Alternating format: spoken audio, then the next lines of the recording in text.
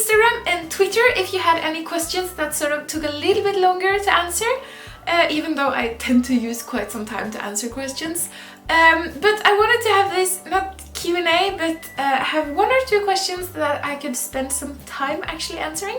So I have picked some questions and let's just get started. So the first question is on Twitter, and it is it common to see people who believe in Åsatru, which is the religion of the Vikings, or is it something not very common in Norway? Okay, let's talk about this.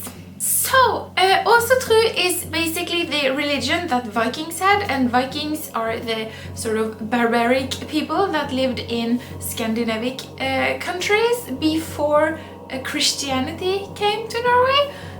Yeah, very like quickly talked about or so. And Åsatru is this is the religion or the belief of like Thor and Odin and Loki and all those, I'm sure some of you might have seen the movies or so, and that might be a little bit Hollywood perspective of things, but it is actually based on a true religion, which was the Åsatru that was in Scandinavia before Christianity. So, the question, is it common to believe? In my life, I have personally only met one person that believed in this like legit, and he was not the teacher we had, because we had a teacher and that teacher would get sick very often in middle school. I think that's what you call it, 9th grade, 10th grade-ish. We had this teacher that would get sick pretty often, and then we'd have like other teachers from other schools that were like yeah, just coming in and out just one time or so. And this one time we had this guy who was like, I don't think he actually talked about what we were supposed to talk about. We had him in a Norwegian class where you learn the language and not necessarily that much literature. But he had a lot of focus on the literature because he was like a strong believer in Åsatru. Which was actually really fascinating because you can meet a lot of enthusiasts, like they like to learn about it and they like to know about it, and they like to explore the ideas and so, but to actually meet someone that legit like believes in like Odin and the creation of the world that is connected to the Åsatru, that's really, really rare. And he was quite enthusiastic about it, and he talked not that much about the beliefs itself. He talked more about the ridiculousness of that people didn't actually believe him when he said that he actually believed in this religion.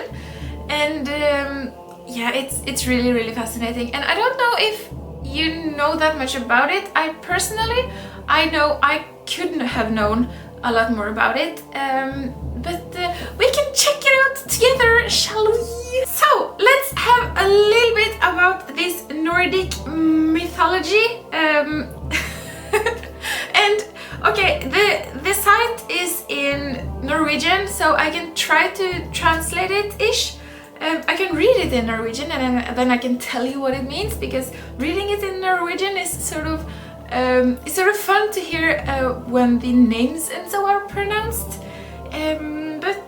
Yeah, let's check it out.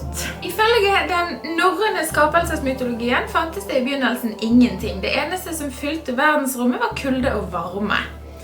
So, in the start of everything, there was nothing.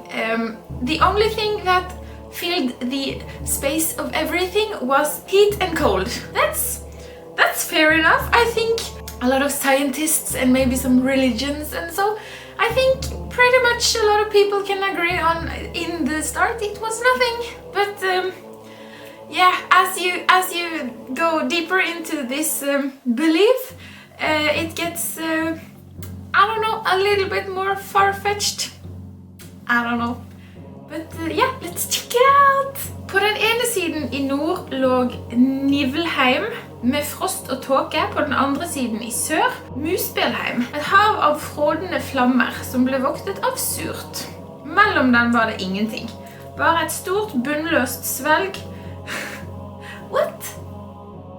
Ginnugagap. Ginnugagap. That's like in between, it says in between the north and the south, there was Ginnugagap. That's a place name.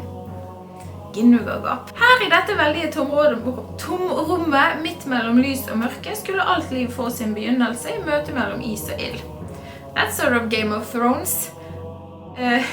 In the meeting of between like ice and fire, or fire and ice. Yeah. Langsomt begynte isen å smelte, og formet av kulden var vekket til live av varmen. Oppstod et underlig vesen, et veldig troll. I think it's written in a really weird way, but yeah, it says that slowly as the ice started to melt, that was shaped by the cold and woken to life by the heat, there rised a strange being, a troll. The troll was tvekjønnet. It had no gender, or was both genders. I think no gender is like tvekjønnet. Trollet var tvekjønnet, og dets navn var Yme. Større kjempe skal aldri ha levd. So the troll didn't have any gender, and it was called Yme. And there was no larger giant ever to live. Ok, der isen smeltet former dråpene også et annet vesen, en diger ku. Audhumla. What is this? Where the ice melted, the drops also shaped another being, a huge cow. Audhumla. The cow was called Audhumla. So now we have Yme and Audhumla. Okay, a troll and a cow. There was a man. Beautiful. Bure was his name. Bure. Okay. And he is he's the like ancestor of all the gods. Okay. Okay. The giant troll Yme got children with himself. Okay. Oh, what is this? Mens han lå og sov, begynte han å svette, og frem fra den venstre armhulen hans vokste det plutselig et mannlig og et kvinnelig vesen. So, while he was asleep, he started to sweat, and out of his left armpit, there grew a male and a female creature. A male and a female creature. What in the world is this? Okay, I'll link this Wikipedia article in the description so you can translate it to your own language, because this is some weird stuff. I did not know that the creation of the world in Åsatru was this weird. What? By all means, if you believe it, I respect you for believing it, but I think it's fair to say that it's a little bit strange. There are some weird names as well. Rimtusse. I mean, what? One day, Odin and his brother, Vilje og Ve,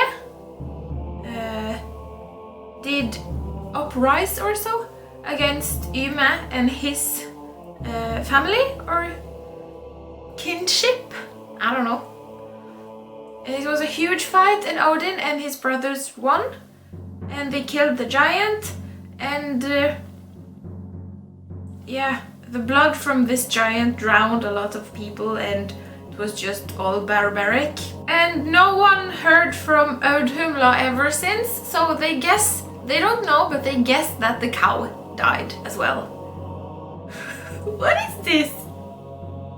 This is more fun than I expected. What in the world? I love this question, oh my god. Hestene slepte den døde Yme midt ut I Ginnugagap og la han som et lokk over avgrunnen. Oh, so it was actually a place in the north and actually a place in the south, and the middle was nothing. And then they killed the giant and laid the giant between the north and the south. Oh man, blodet hans ble til hav og kjøttet til land. His blood turned to ocean and the flesh turned to land. What in the world? Knoklene ble til fjell og klipper. His knuckles, or so, turned into mountains and cliffs. Tennene og knuste beinsplinter ble til stener og ur, mens håret ble til trær og gress. His teeth and broken bones turned to stone and something else. I don't know what ur is. And his hair turned to trees and grass. Oh man, jernmassen hans kastet gudene høyt opp I luften, og slik ble skyene til. Whoa, his brains got thrown like far up into the air and turned to clouds. Yeah! Hodeskallen ble satt som en hvelving og ble til himmelen. His skull turned to heaven. Yeah? Gudene fant gnister I Muspelheim og festet dem til hodeskallen slik at vi fikk sol, måne og stjerner. So the gods gathered sparks from Muspelheim and attached them to the skull that had turned to the sky. So we had sun, moon and stars. Oh, that's cool. Frem fra liket til Yme krøp det små mark. Disse var opprinnelsen til dvergene, de underjordiske som lever I huler og grotter.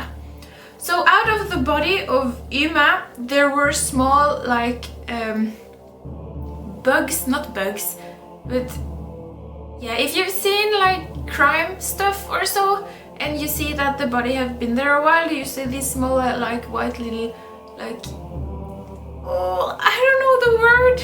Cricket? No, that's the wrong bug. Like, okay, I don't know. But yeah, small little bugs crawled out of his dead body. And these were these turned into the dwarfs that lived underground in caves and such. Æsene valgte 4 av dem til å støtte himmelhvelvingen og vokste deres 4 hjørner. Oh, that's really, really cool. So Asana chose 4 of them to support each direction of the skull that had turned into the sky. So each direction had its own guardian. There were 4 guardians, and the names were Østre, Vestre, Nordre og Sørdre, which means Eastern, Western, Northern and Southern. That's cool. That's really, really cool. Yeah. Nice. And that's everything that's about the creation of the world. But yeah. And I actually think that this is one of the beliefs that actually has the Earth as a flat and not circular thing.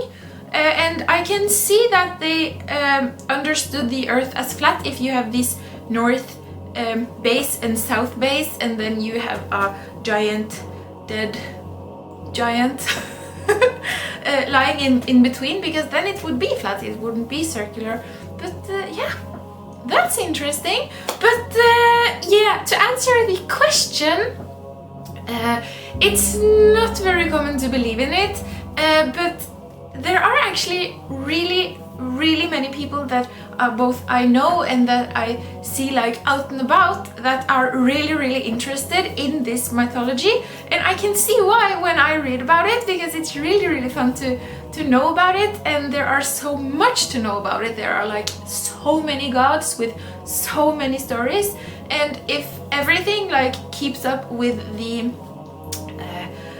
I don't know, creativity seems like the wrong word, but in lack of a better word, I'm going to say that if all the gods' stories and backgrounds keep up with the creativity of the creation of the world story, then we are in for a treat, people, if we are going to read about it. But yeah, to answer the question, no, it's not really common to believe in. I know one guy who believes in it, but not many others, but I know people who love to read about it, and I think I'm actually going to read a little bit about it because it's really fun. And yeah, so it's a Patreon Sunday, and I'm so excited for Sunday. And yeah, there's a lot going on right now. I'm in the middle of moving, and yeah,